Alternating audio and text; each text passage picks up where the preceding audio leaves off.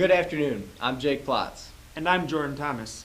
In today's news, we will feature a story about a recent snowstorm that made history and broke records. Not only did it make driving hard for daily commuters, but tough for students in freezing classrooms. To follow that, we will have a segment highlighting the dangers of texting and driving.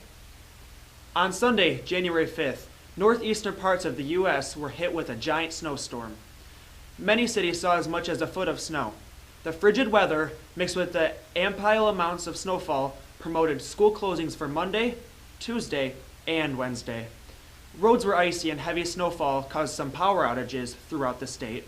As students approached their classrooms Thursday morning, they were greeted with a sign that said, "No heat, bring your coat." Classrooms down the 500 and 100 hall of Waterford-Kettering High School were without heat. When it was really cold, so I wasn't really concentrated. I was more trying to stay warm rather than paying attention to what we were learning in class.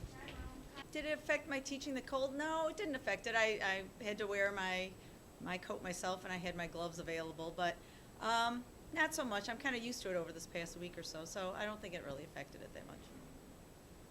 I think my classroom was about 58 degrees this morning. The same snow and icy roads that can lead to snow days can also make driving conditions poor for those who choose to text and drive. Most teenagers these days are constantly connected to their cell phones.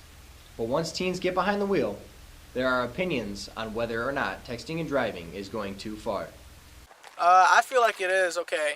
I mean, whenever I drive, I just, whip out my phone, and if I have a text, and I'll reply and put it away, and then, or if I'm at a stoplight, I'll whip it out and check my email or whatever, and I feel like I'm still in control of my car whenever I drive, I feel like there's no problem with it at all. I think that it is in no way acceptable. I think that it endangers me and everyone else around me.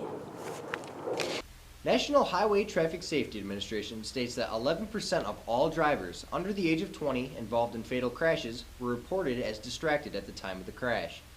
This age group has the largest proportion of drivers who were distracted. An instructor of Courtesy Driving School shares with us the dangers of texting and driving. So when people are texting and driving, it really doesn't matter what age you are.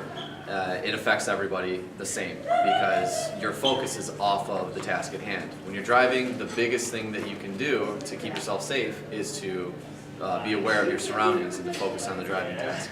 If you add in a distraction like a cell phone or texting or even GPS, your main focus is off of the driving task, and you are actually preoccupied with whatever you have in your hand as far as a GPS or a cell phone. So if you're increasing your distractions, you're taking away from the driving task, which means you're not able to focus as much on driving as you would if you weren't texting or weren't using the cell phone. That wraps up today's show. Signing off, I'm Jordan Thomas. And I'm Jacob Plotz. Thanks for tuning in to WK Today.